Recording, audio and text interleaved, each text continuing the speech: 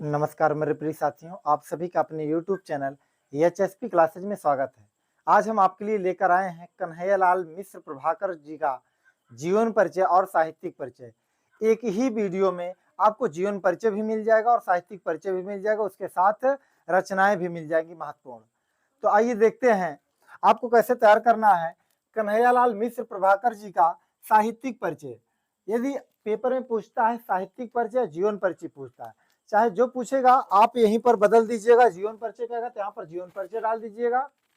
यदि साहित्यिक परिचय पूछता है तो यहीं पर क्या करना है, साहित्यिक परिचय लिख देना है बस, और इससे ज्यादा आपको कुछ नहीं करना है।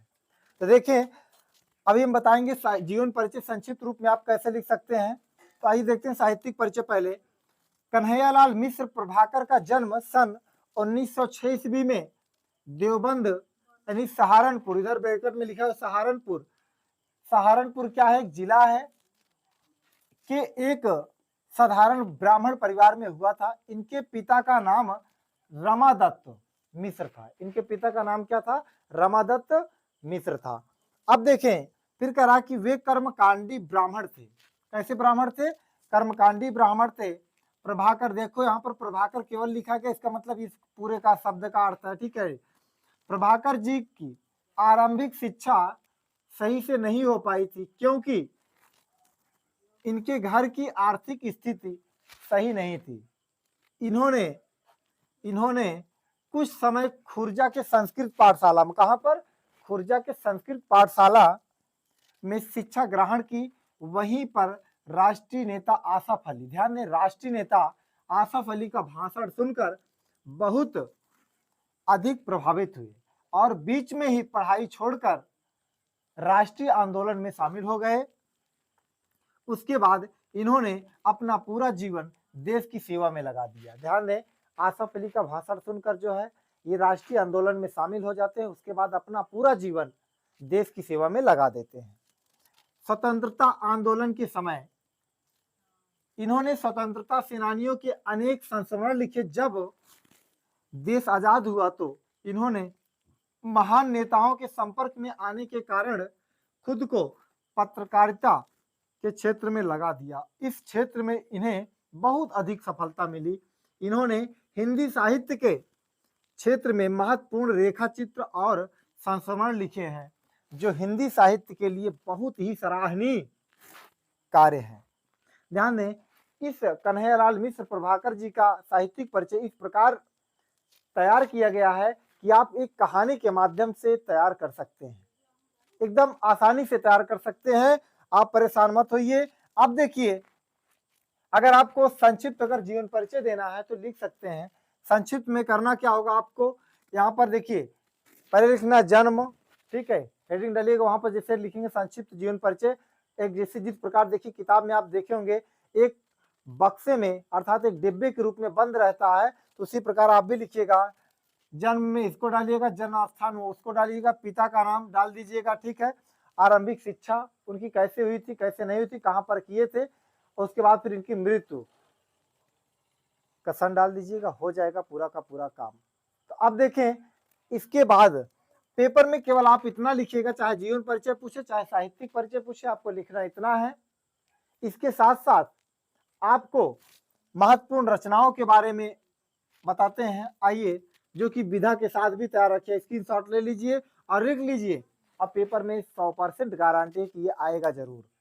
मात्र 3 गद्य का तैयार कर लीजिए और 3 पद्य का तैयार कर लीजिए, इंटर में एक ना एक जरूर आएगा। हो सकता है 3 आ सकता है, 2 आ सकते हैं, एक लेकिन फिक्स आएगा, 100% गारंटी है। आप इतना तैयार करके जाइएगा, बस स्क्रीनशॉट लीजिए, आप इसको फेयर में बना के लिख लीजिएगा, ठीक है।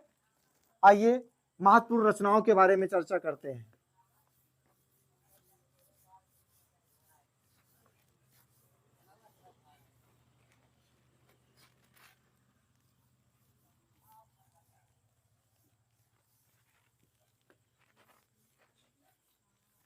क्योंकि पेपर में महत्वपूर्ण रचनाओं से भी बहुत सारे प्रश्न बनते हैं, यहाँ तक विधा पूछता है कि ये रचना किस विधा पर आधारित है।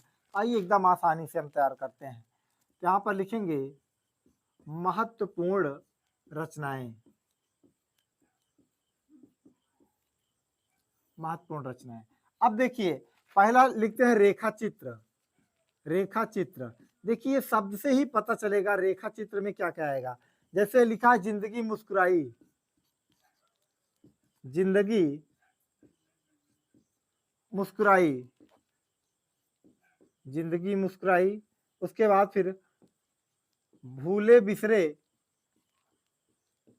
भूले बिसरे चेहरे। उसके बाद एक और लिख लीजिएगा माटी हो गई सोना, माटी हो गई सोना।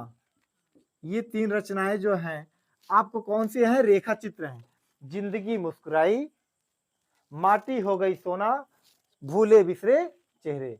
इसके बाद अब आता है संस्मरण, एक लिख लीजिएगा संस्मरण, जो कि पेपर में आएगा ये सब, ठीक है। संस्मरण, दीप जले शंख बजे, शंख बजे।